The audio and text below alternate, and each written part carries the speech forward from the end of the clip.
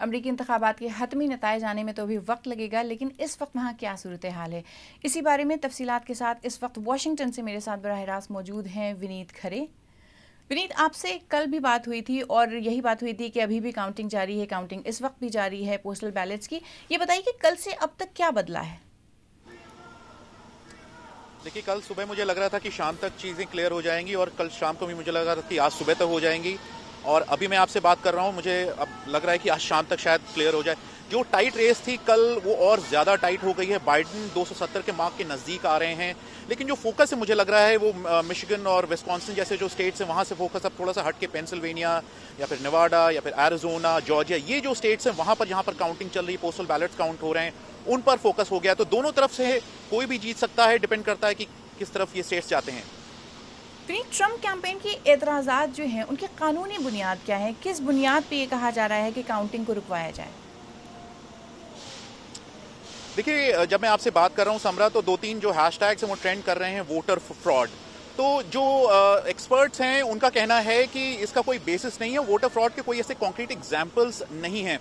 और सदर ट्रंप के बारे में उनका मानना है कि सदर ट्रंप, जैसे उन्होंने खुद कहा था कि वो बैड लूजर है, उन्हें हारना पसंद नहीं है। तो अभी जो हालात हैं उनमें वो और उनकी टीम पूरी कोशिश कर रहे हैं, जो कुछ उनके हाथ में ऑप्शन है वो उसका इस्तेमाल करने की कोशिश कर रहे हैं।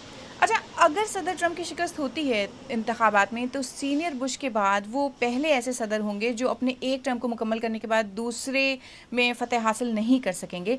तो आम ख्याल क्या है इस बारे में? वो क्या वजूहात हैं जिन्होंने उनके दोबारा सदर बनने के इम्कानात को मुतासिर किया है?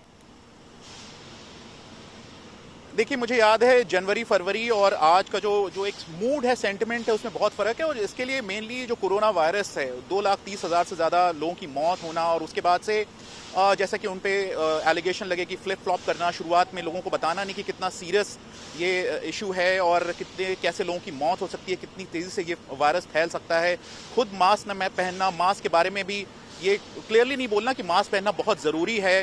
तो और उसके लिए उन्हें बार बार जिम्मेदार ठहराया गया। और जैसा कि लोगों का कहना है कि भाई उन्होंने नेशन को एक तरह से एक रास्ते पर लाने की कोशिश नहीं की। उन्होंने अलग अलग तरह की बातें की अपनी कॉन्स्टिट्यूएंसी को केटर करने के लिए, जिसका हालात अभी ये हैं कि जैसे कि मैंने बताया, 2,30,000 से ज़्यादा लोगों की मौत है, लाखों की नौकरियां गई हैं, लोगों के सिरों पर छत रहेगी या नहीं इसका खतरा है।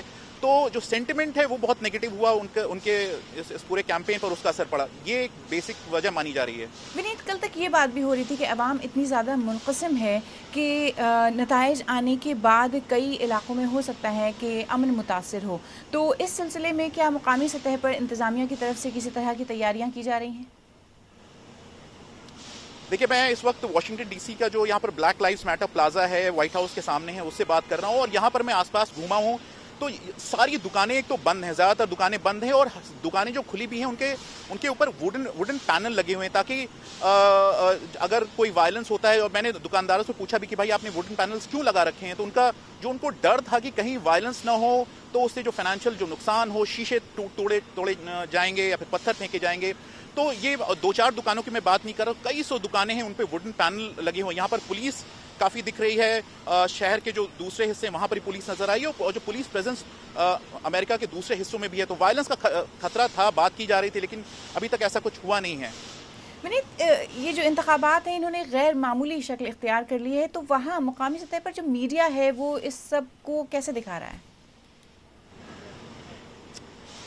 देखिए, मीडिया वो ही दिखा रहा है। अगर आप जिस तरह का मीडिया देख रहे हैं, अगर आप एक तरह से कंजर्वेटिव मीडिया देख रहे हैं, तो वहाँ पर जो ट्रंप है उनके बारे में कहा जा रहा है कि जिस तरह के एक स्वीप एक्सपेक्ट किया था बाइडेन कैंपेन ने, वो नहीं हुआ है।